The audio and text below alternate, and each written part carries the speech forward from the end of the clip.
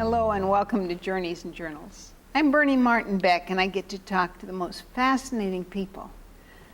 Today's guests come all the way from Alaska. The little bitty girl, right? Denise. And where were you born? Walla Walla, Washington. Okay, but you ended up in Alaska. Yes, when I was a year old, my folks went to Alaska to homestead. But let's meet the homesteader. Who's sitting next to you? This would be my mother. And you took one baby with you and several more came along, huh? All girls. All girls, so nobody there to do the work. Oh no, I used to wonder if they'd ever be little girls. They were brought up like little boys, pretty Well, much. is this the place? That is the homestead, yes. And what was it like when you arrived after the war, right, in Alaska? In 1948. Where was it and what was it like?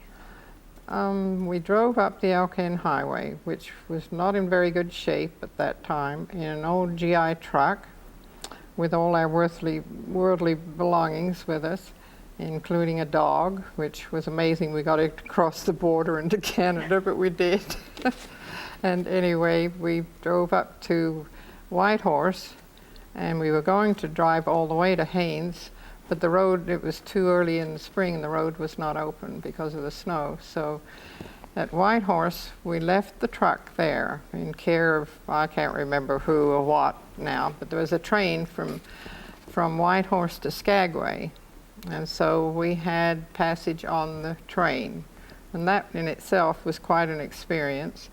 I recall that part of the way the train suddenly stopped, big jolt, and it stopped, and we all said, well, what's happened? Well, apparently there'd been some mishap on the railroad.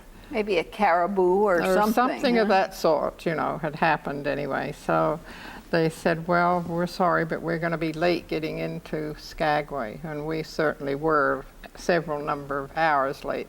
There was a man on the train had to climb the mountain to where there was a telegraph pole and let everybody know at each end that we were, you know, broken down. But anyhow, we finally got to Skagway. And then we discovered that to get to Haines, which is where we were headed, there's no road at all from Skagway to Haines. There still isn't a road. They had to go by boat. And so we inquired around Skagway to see how to get tickets on the boat. And we were told to go to this one grocery store, and the man that ran it was the mayor of Skagway. And he also was the one that sold the tickets to Haines. So we went in there and asked him about it, and he says, oh yes, I can sell you tickets, but the mail boat, which is what we would have gone on, burned last week. So that was rather a jolt, to say the least. You had a homestead. No, we didn't have the homestead at that point in time, no. And so anyway, we spent a couple of nights in Skagway, and then we found a fisherman who was taking somebody else from Skagway to Haines, and we managed to get a ride with him. So we got to Haines, and it was after we were at Haines that we homesteaded. Now this is post-war. Yes. Was it GI Bill or you just went homesteading? No, we just went up there. My husband had been in Alaska before the war, but not that particular part. And there was a place there called Fort Chilkoot, which is adjoins Haines, and a number of the veterans had got together and bought that place. And so it was owned by veterans, and we had heard about it before we left the States to go up there. And so we became part of it too. We joined the group, so to speak. And now, how long did you live there? Not very long, really, about a couple of years. And then we met somebody who knew that there was land for homesteading at that time, because it was still a territory then, of course. Oh, we had a 48 star flag, just like this one back here. You were There born was a on- flag story, too, that you may not have heard. When Alaska became a state and we were on the homestead, Mom made her own flag, 49 star, because we didn't have one. And She recycled a pillowcase and colored it with crayons, and we flew it from our flagpole. And she still has that. And it's probably one of the very few 49, because they didn't make flags with 49 stars on it, because the same year Hawaii became, so then they made the 50-star ones. Ooh, So we probably I'd own sure one of the like- very few. I'd like to see a picture of that. It just, I'd I go- remember the 48, and I remember, but now, this is your great outdoors. That is Davidson Glacier. It's on And we the- lived very near to Davidson Glacier. What, this is my favorite picture, folks. It is Mom taking the kids for a spin. Yes. Right. Not off to the grocery. What was it like? I mean, you're a big kid by then, right? Yes, reasonably. 4 or 6 or something. You remember Oh, this? Let's see, I must have been You must have been 8 or about 9. 8 by then, because it was not too long before the youngest sister was born. And there's 3 girls here. Yes, and there ended up being 4 of us. And we did do all of the things that boys did. We cut wood, and we trapped, and raised garden, and sold vegetables to the local fishermen, rowed out in a little boat and did it. And I think that's when we started being entrepreneurs. 5 cents a bunch for those radishes. Uh-huh. Well, 5 cents was big money, too. Right? Yes, Now, those are the little girls. that's my sisters and myself, yes, all But- 4 of us. But tell me, how in the world, you said that's how you got into entrepreneurialism. This is not just a picture frame. This is history, right? Well, yes, now that's a nephew. He's not all that old now, so it isn't ancient history. But you make, We make all sorts of things because our mom taught us to sew and to be creative, and between our parents they said, you can be whatever you want to be and you can make whatever you want, except you can't be cowboys. Crushed us terribly. We could be whatever we wanted to be in life, but they taught us to make do with anything that we had available, and because Walmart probably didn't even exist and was nowhere near us, we couldn't run down and buy things, so we you had to couldn't recycle. buy bears. We couldn't buy bears. We So did you- have bears we were given as gifts, but doll clothes, you didn't buy them at Walmart, you made them. Well, there's hardly a Walmart in probably there now. There still isn't, that's correct.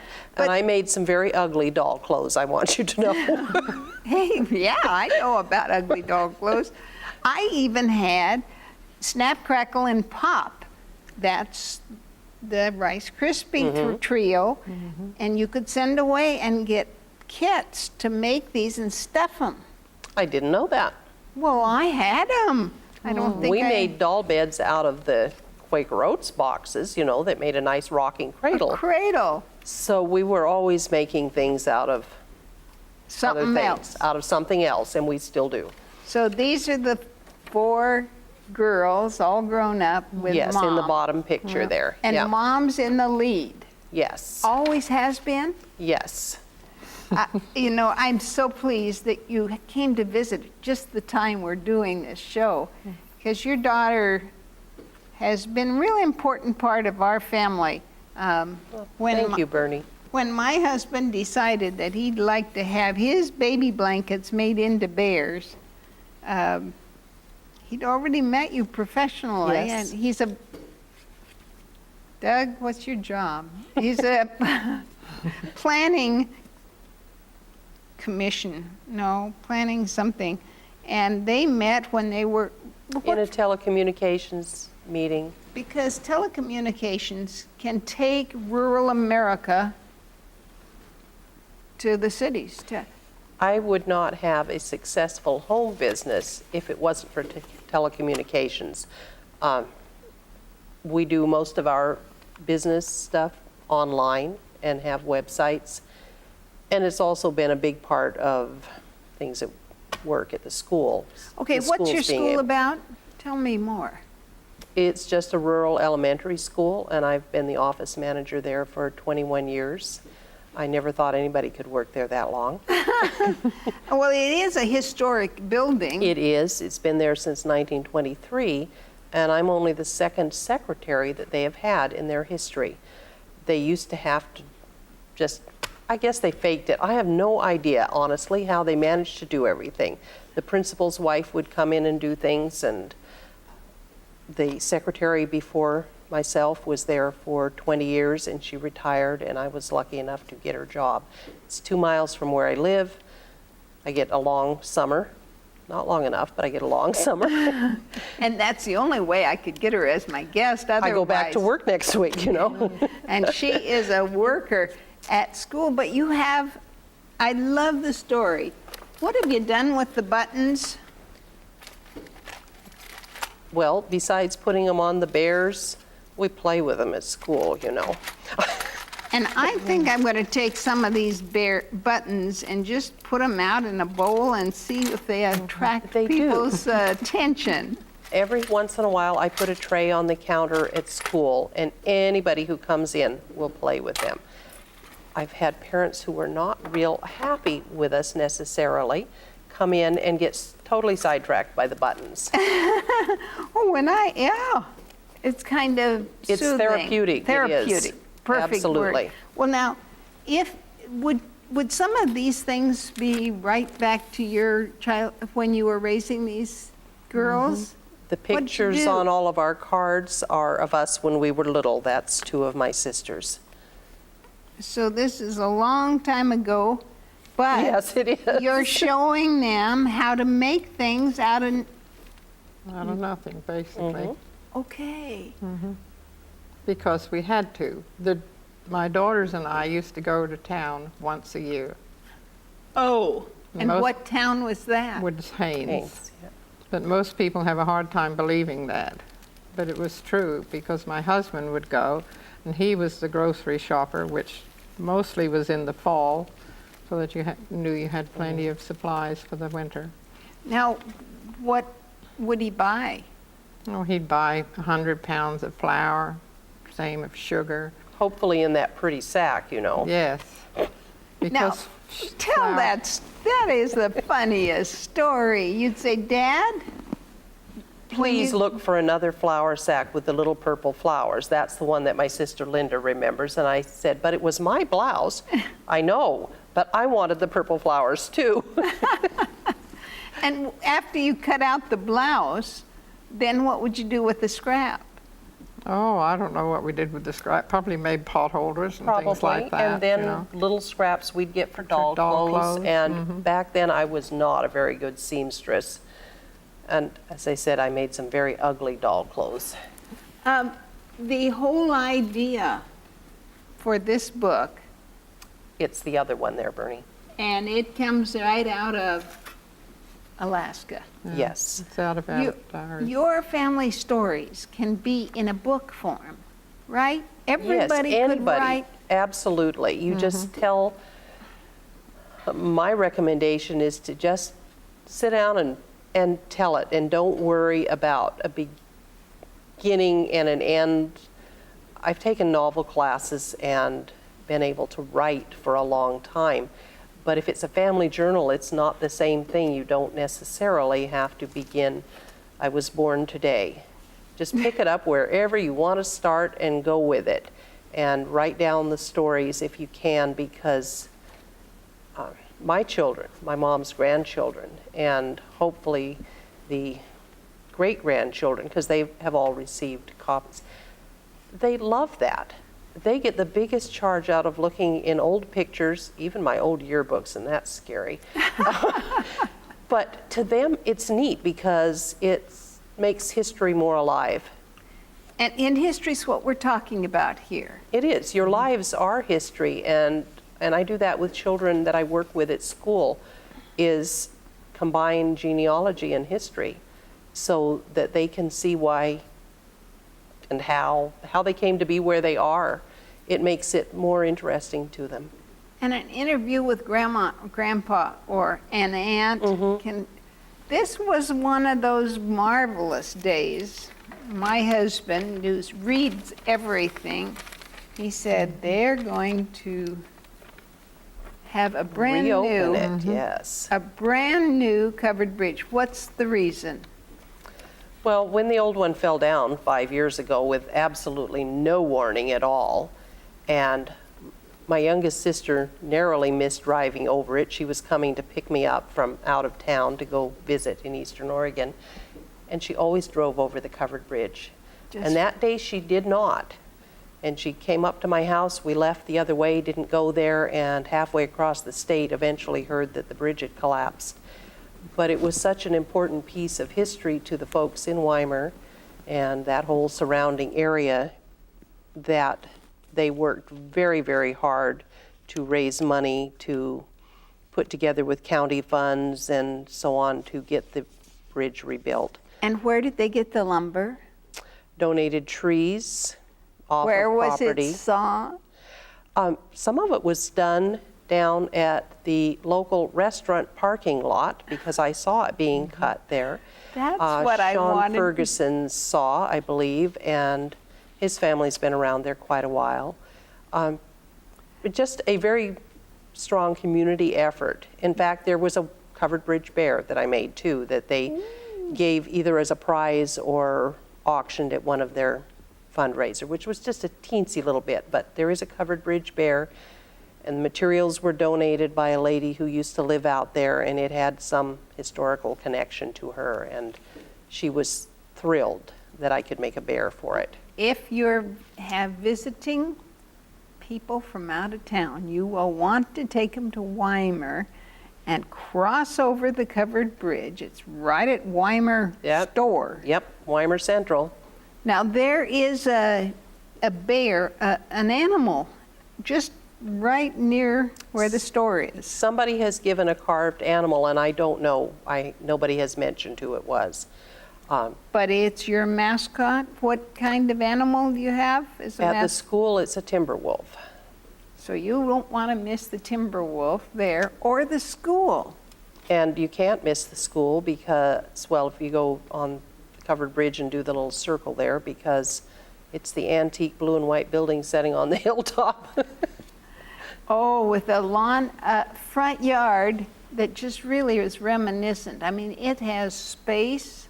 Yes. We have almost 28 acres there, and we're turning it into a special outdoor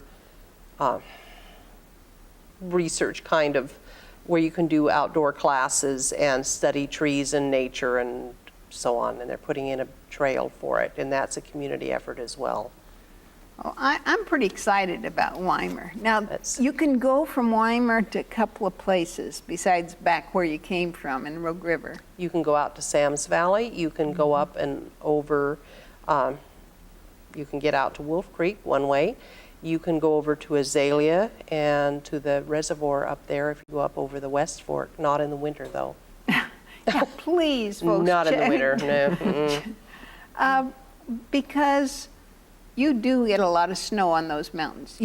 Sometimes we do, yes. You're basically the end of the canyon.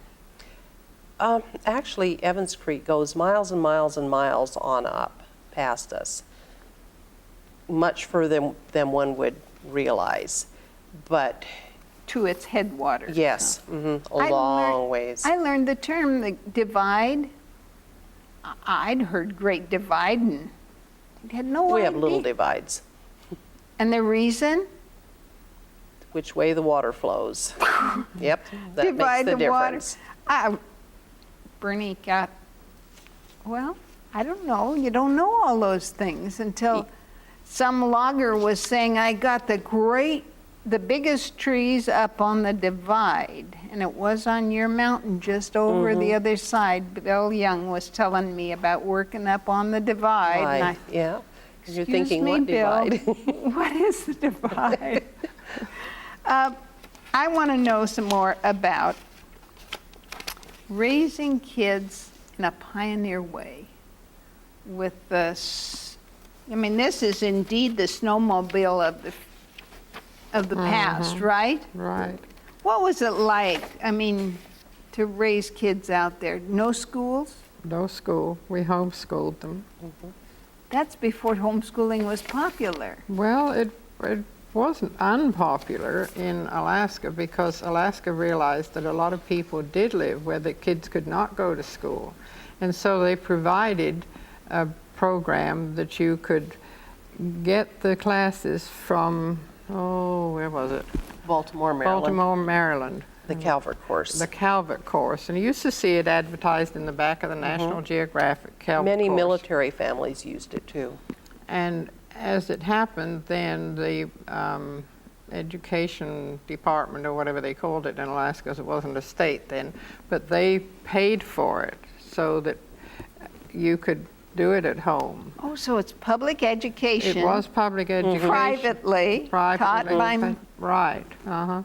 what And do you- every fourth lesson, I mean, each child, depending on their grade level, had their own package of stuff that came.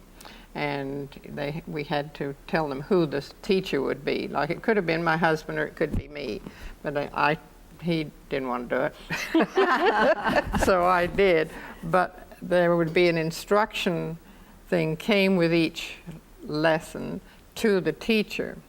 Well, until you got to a certain grade, and she got to the grade where then that went to her, and she taught herself, so to speak, while I was teaching the younger children. And every fourth lesson, I'm pretty sure it was, went back to Baltimore, Maryland, and there was a teacher back there that graded it, and would write to the child, so had sort of a communication there. But you're telling me that the mail didn't go out very often. That's right. So you maybe got a lot of lessons all at one time. They had been sent at different times, but because my husband didn't get to town very often, you might have, especially in the winter, you might have 2 or 3 months mail. Well, you keep mentioning that husband of yours. Where'd you meet him?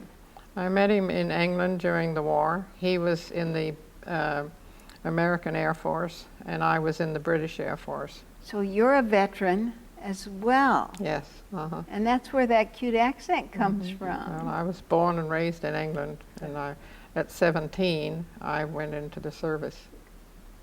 And I was in for the 4 sailor years. boy, Army Air Corps. Army Air Cayman. Corps, yeah. oh, before an Air Force. Yeah. Yes, was he the Army was. It Air was the Army Air Corps. Right. And what was he doing over there? He had been flying, but then he got grounded for health reasons. And then when I met him, he was a radar operator, and so was I. Ah. Not exactly the same radar, but we were at this. He and one other American were stationed on the base where I was. It was not an air base. It was a strictly radar place.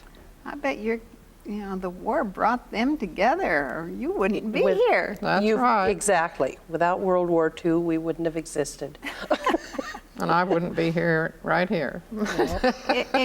In Oregon, I am so glad you came. Now, you live in Oregon, and you've raised your kids partly. But mostly in Alaska, and from there we went to Arizona, came to Oregon, went from Oregon to Idaho, And then back to Idaho, Oregon. and back to Oregon. The 3 of us live in Oregon, and one sister lives in Idaho. And all of you have your hand in this business, this The homestead store, homestead store That's what is we named call it. for.